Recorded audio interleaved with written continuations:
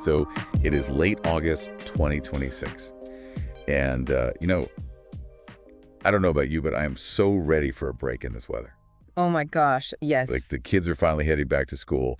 And I'm just sitting here praying that this brutal Texas summer heat is finally going to start breaking. I think we all are, yeah. It's been intense. Right. But, with the end of summer comes that shift in focus where property owners, they really start eyeing the fall real estate market. Yeah, they do. And if you're reading the national headlines right now, it's chaotic. Like mortgage rates are flirting with a terrifying 7%, and global news is just a mess, and buyers are supposedly completely paralyzed. And the narrative is very doom and gloom right now on a national scale. Exactly. The whole market is supposed to be frozen solid. But here's the thing. We're doing a deep dive today into one specific county just west of Fort Worth, Parker County, Texas. Right. And the data out there is completely defying the national narrative. It really is. It's a remarkable divergence, honestly. Because the national macroeconomic environment is just generating a massive amount of hesitation. But when you apply a magnifying glass to a specific hyperlocal market like Parker County, the broader narrative it fractures. It totally falls apart. Right, because you realize that real estate doesn't operate on a national level. It operates street by street, county by county. Okay, let's unpack this because the contrast is just jarring to me. And to do this properly, we're relying on a really deep stack of late August market reports. And these were provided by Peet Realty. Mm-hmm. Great data set. Yeah, they are brokerage-based right out there in the area. You can find their stuff at peetrealty.com. Mm-hmm. And they've pulled the absolute latest numbers from the North Texas Real Estate Information Systems, which, by the way, for anyone not in the weeds on this, that acronym is NTRIs. Right. But locals and industry folks pronounce it net trains, like Yeah. it rhymes with rest. Yes, net trains. It's always funny hearing people try to sound that one out the first time. Yeah, exactly. Yeah. So looking at these Netros reports, we really have to start with the elephant in the room, which is those national headwinds. Because Parker County doesn't exist in a vacuum, right? Yeah, definitely not. Like buyers out there are looking at the exact same economic data as a buyer in California or New York. They absolutely are. And those headwinds are structurally very significant right now. So if we look at mid-August 2026, the average 30-year conventional fixed mortgage rate across the whole Dallas-Fort Worth metroplex it's hovering steadily right around 6.63%. Which is already high. It is. But the Peet Realty sources, they highlight a really crucial nuance here. When you factor in the annual percentage rates, the APRs. The fees and everything. Exactly. The Wow. actual cost of securing that loan, we are seeing rates creeping above that 6% mark and nearing 7%. Wow. And it completely changes the psychology of the buyer. It really does. Because we aren't just talking about a slight bump in a monthly payment here. Right. Like when you cross that psychological threshold and you actually see a 7 in front of your mortgage rate, taking on a massive 30-year financial commitment, it suddenly feels incredibly heavy. Oh, yeah. Especially when you contrast it with, the sub 4% rates people were throwing around just a few years ago. Right. It creates this heavy drag on purchasing power, but like you said, it also creates a psychological barrier. And that domestic financial pressure, it's being compounded by global factors, too. Right. The sources mention that. Yeah, they specifically note that ongoing unrest in the Middle East is actively weighing on consumer confidence right now. And looking at this purely impartially, just through the lens of economic data, global geopolitical tension, always creates widespread buyer paralysis. Because buying a home is essentially, it's a 30-year bet on stability. Yes. You are betting that your income will remain stable and the economy will remain stable and that the world won't turn upside down. Right. And when you open your phone and scroll through a news cycle that's just dominated by international conflict and economic uncertainty, building that baseline level of confidence becomes incredibly difficult. Extremely difficult. So you naturally default to risk aversion. You decide, I'm just going to sit on my hands and wait for the dust to settle before signing away hundreds of thousands of dollars. Precisely. The natural human response to macroeconomic chaos is to seek flexibility. And a 30-year mortgage is the exact opposite of flexibility. Exactly. So on a national scale, you have this massive pool of potential buyers who have the capital and they have the desire to move, but they are voluntarily choosing the sidelines. They're choosing paralysis. Okay, so I see the logic there. I totally get it. But here is where I am going to push back. Okay.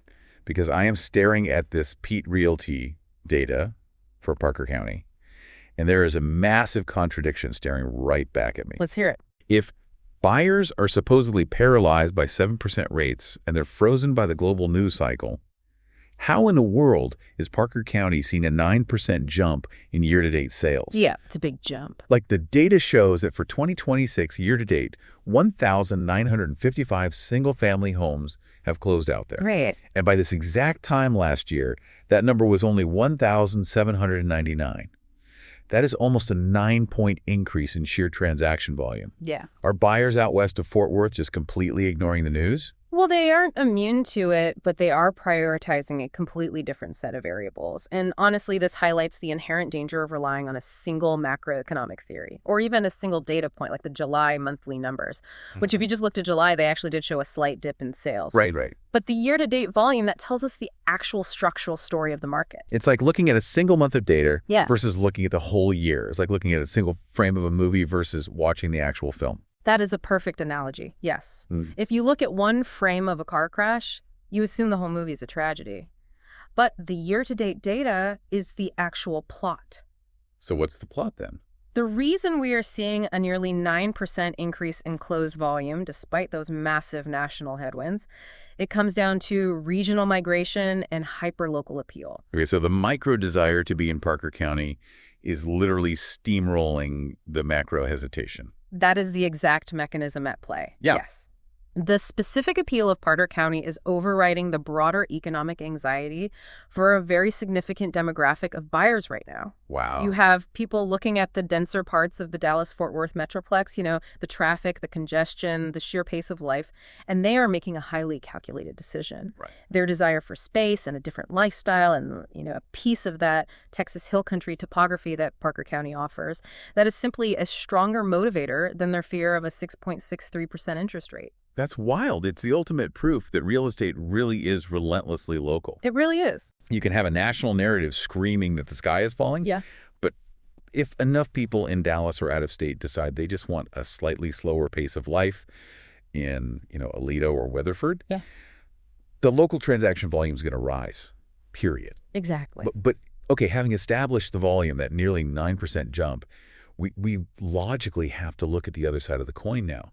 Yeah. Because volume without price context is a pretty dangerous way to analyze a market. Definitely. So we know buyers are flocking there. Yeah. But what are they actually paying in this environment? Okay, so let's pull the July data drop from our sources. The July 2026 median sales price for a home in Parker County came in at $485,000. Oh. That is actually a 2% drop from $495,000 in July of last year. Oh, wow. Yeah, and the average sales price mirrors that slight softening, too. It sat at roughly $531,105 in July, which is down about 1.5% year over year. So a single month snapshot showing a 2% dip? Yeah. I mean, that might cause a less experienced seller to panic, right? Oh, for sure. But again, going back to our movie analogy, looking at just July is just one frame.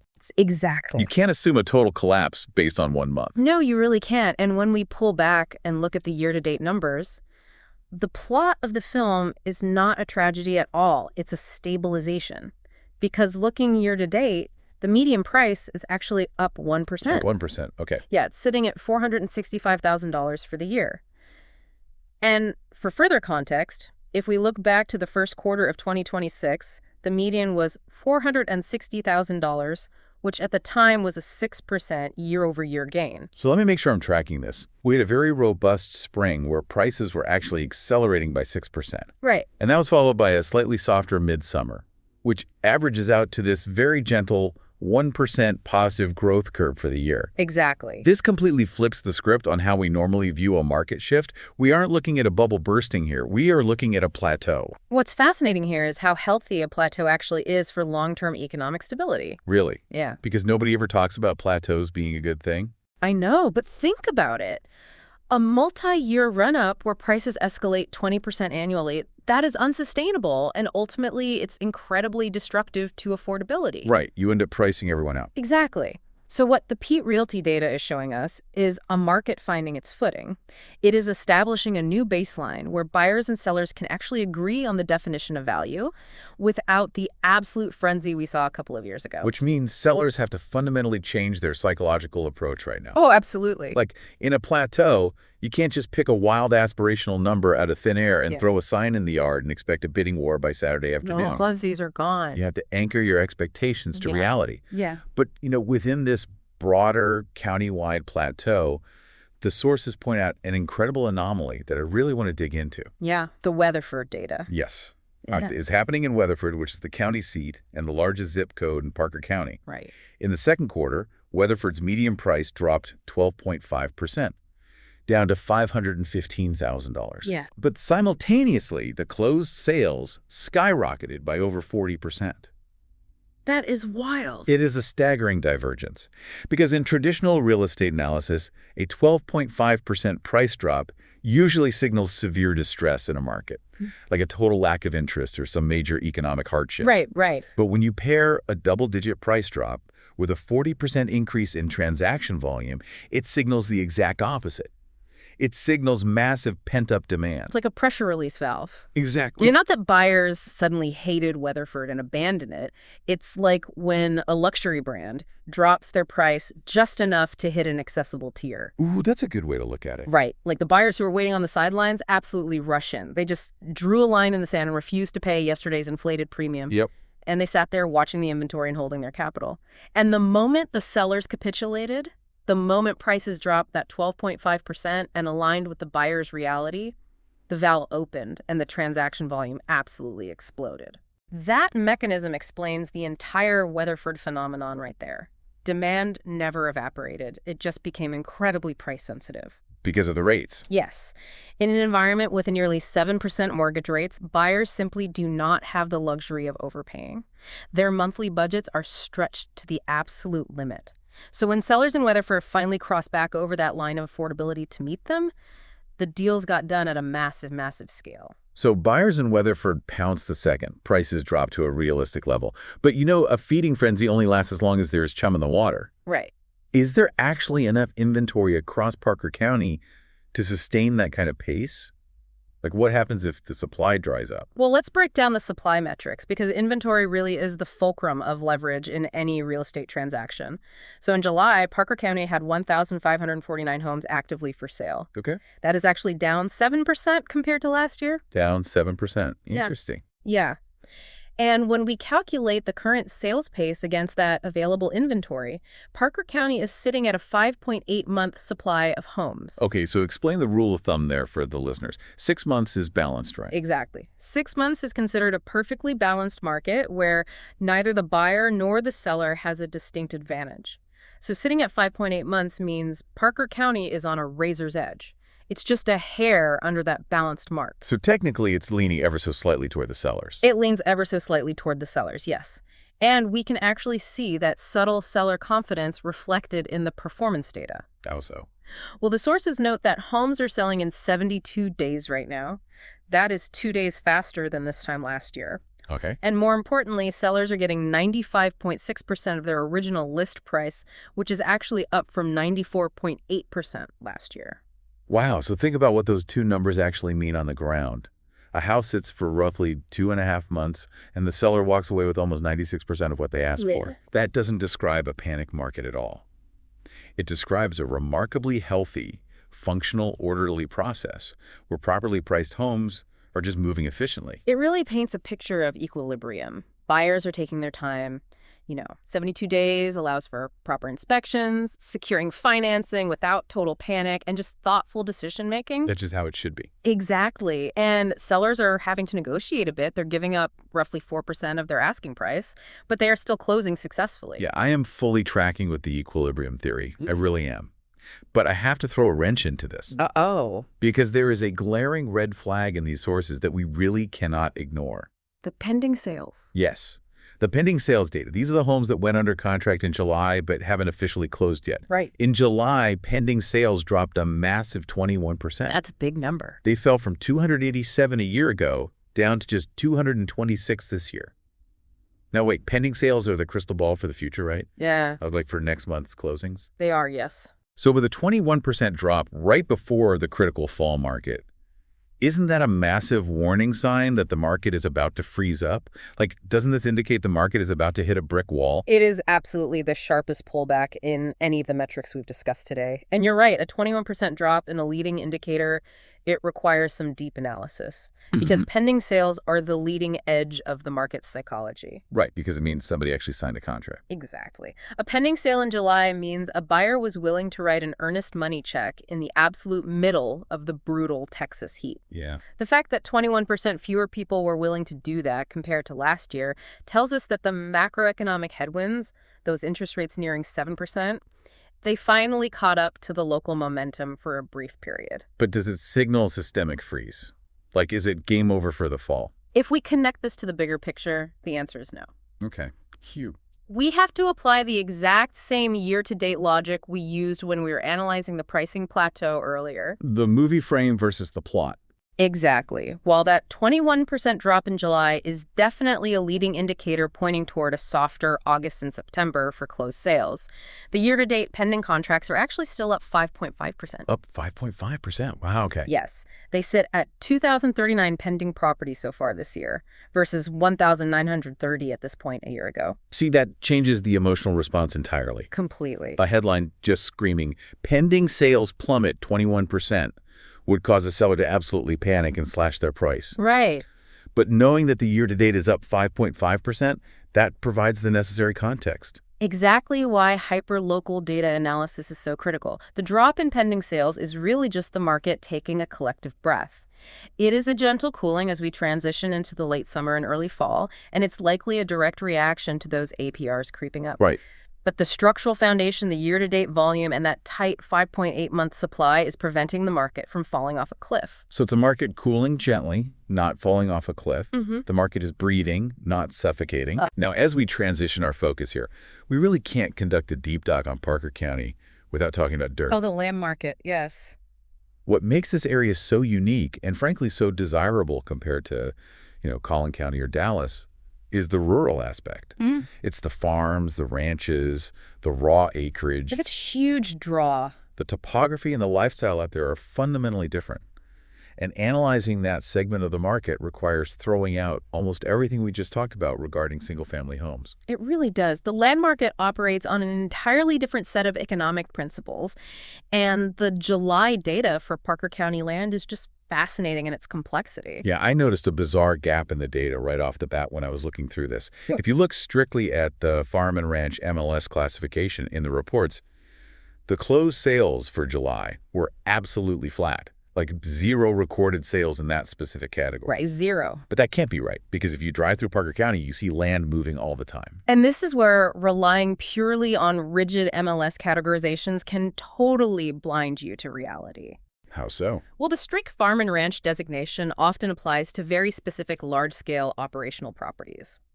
But if we expand our view to the broader land category, which captures acreage, rural parcels, buildable lots, the market was actually highly, highly active. Okay. There were 40 land parcels sold in July. That is up 33% year over year. Wow. A 33% jump in land transactions is massive. It is. But here is the statistical curveball that the sources highlight. The median price for that land plummeted 20%, down to $142,500. Yes. Yet simultaneously, the average price went up 3% to $303,371. Yeah. We really have to break this down. How on earth does the average price of land soar while the median price drops by a fifth? Like a 20% drop. Is a classic statistical divergence, and it reveals a massive shift in consumer behavior. So the median is the exact middle point of all transactions, right? Half above, half below. Exactly. So when the median drops by 20%, but the average rises, it tells us that the sheer volume of sales, the vast majority of the transactions, is happening at the smaller, more affordable end of the market. Oh, I see. The median is being violently pulled down by a high volume of lower-priced deals. Meanwhile, a handful of very large, highly expensive transactions at the top end of the market are keeping the average price elevated. Okay, so what does a soaring average but a dropping median actually mean on the ground? It means the data is telling us that buyers aren't currently hunting for massive, multi-million-dollar legacy ranches. Right. The volume is being driven by people buying smaller, accessible chunks of dirt. They want a few acres to build a custom home, maybe put up a shop or have a little room for animals. They want a slice of rural living, but they are incredibly price conscious about how big that slice is right now. That is the exact psychological profile of the current land buyer in Parker County. They are prioritizing the rural lifestyle, but optimizing for affordability within that dream. Right. And navigating this specific kind of rural land market where values are fluctuating wildly based on parcel size, it requires a fundamentally different approach than buying a house in a master plan subdivision. It totally does. I was looking through the bios of the data providers for this report, and it struck me just how different the required expertise is for rural real estate. Oh, absolutely. The sources highlight David Peet from Peet Realty as a really factual example of this local necessity. He's a veteran agent with over 12 years of experience based in Alvord, Texas. Mm-hmm.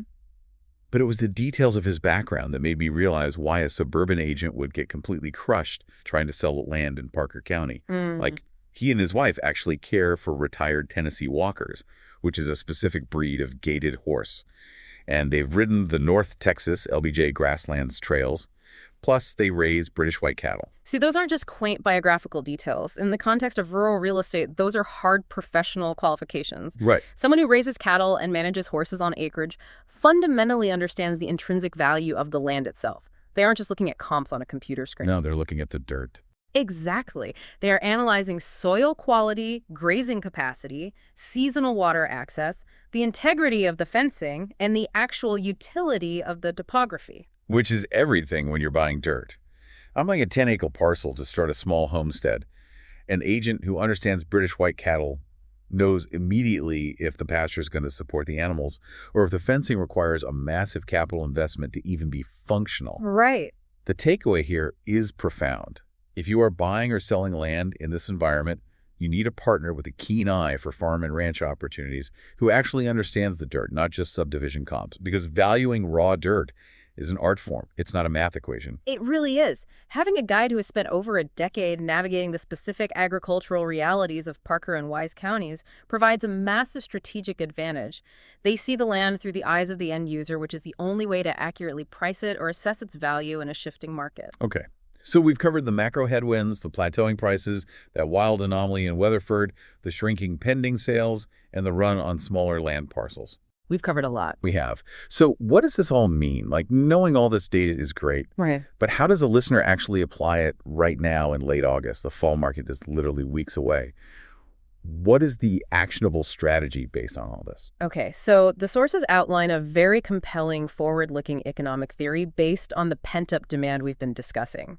We can think of the current market not as a stagnant pond, but as a tightly coiled spring. A coiled spring. Okay. Right now, that spring is being compressed by the heavy weight of those near 7% interest rates and that global uncertainty we talked about. But macroeconomic indicators suggest that interest rates are expected to slowly decline in the near future. The dam break theory. Exactly. And the moment that weight is lifted, even a fraction, Yeah. the kinetic energy of that spring is going to release violently. Because all of those buyers who've been sitting on the sidelines for the past year, they haven't disappeared. No, they're still there. Their desire to move to Parker County hasn't vanished. They have just built up behind this psychological wall of affordability.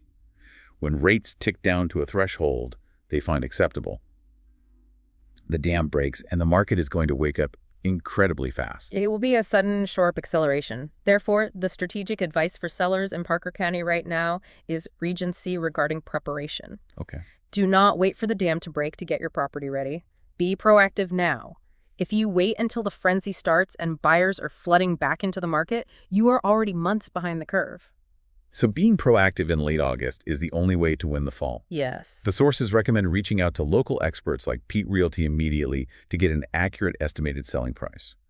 But beyond just a price tag, you need an expert to tell you what investments will actually offer a return on investment, like an ROI. Exactly. You don't want to spend $30,000 remodeling a kitchen if it's only going to add $10,000 to your appraisal value. Yeah. You need to figure out exactly where to deploy capital to get the property show ready today. Preparation is half the battle. The other half is pricing.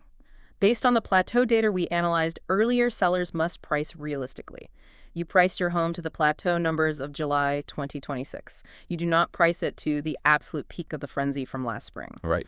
A property that is show-ready and priced accurately to the current median will capture the maximum momentum when that spring uncoils. And what about the buyers? Like if I'm looking to buy in Parker County, I'm listening to this thinking, I just need to wait for the rates to drop. Waiting is the most common instinct, but it might be the least strategic move based on the data. For buyers, the window of maximum leverage is open right now, and it's visible in that 21% dip in pending sales we discussed. Which completely flips the script on how we normally view a market slowdown. It does. If I'm a buyer, that 21% dip in pending sales is my window of opportunity. It means there is significantly less competition on the street right this second. It means sellers are sitting in late August looking at the impending fall and feeling just a tiny bit anxious. That anxiety is a buyer's greatest asset. Use the late summer lull to your advantage. Because pending sales are down, you have more room to negotiate right now. You might be able to ask for concessions, a rate buy down, or a slightly lower purchase price, especially if you look just outside the absolute hottest, highly competitive pockets like Weatherford. Right. You negotiate the price today when sellers are anxious rather than competing against 10 other offers tomorrow when the rates drop and the dam breaks. Yeah. You can always refinance a rate later, but you cannot renegotiate a purchase price once you close. Exactly. The blueprint from Peet Realty and Entrias lays out the strategy for both sides perfectly. Parker County is resilient, it is active, but capitalizing on it requires timing the market psychology precisely. It requires navigating the nuances, whether you are dealing with a single-family home on a plateau or a piece of raw acreage. Understanding the underlying mechanisms of the data is the only way to make an informed, profitable decision. It is a fascinating landscape, and the hyperlocal data proves that the national headlines rarely tell the whole story. We have covered a massive amount of ground today, analyzing everything from consumer paralysis to the median price of a dirt parcel in Weatherford. But there is one piece of data from our deep dive today that I just cannot stop thinking about. And I want to leave our listeners with this to chew on long after the deep dive ends. Let's hear it. We spent a lot of time analyzing the land data, specifically how the median price dropped 20%, because the sheer volume of buyers are snapping up smaller, more affordable parcels. Right. Everyone is moving to Parker County because they want their small slice of the country. But what does the future of Parker County actually look like if this specific trend continues indefinitely? That is the big question. If this intense, unyielding desire for a small slice keeps driving the volume at the lower acreage end, will the immense economic pressure eventually force the chopping up and subdividing of all the large historic ranches that define the area? It highlights the ultimate paradox of rural development. The very people migrating there to enjoy the sprawling open spaces might be the catalyst that eventually pieces those wide open spaces out of existence 10 acres at a time. And if that happens, does Parker County permanently alter the rural agricultural heritage that makes it so deeply desirable in the first place? It's a profound question of the soul and the future of the county, something to think about as you drive those rural roads this week.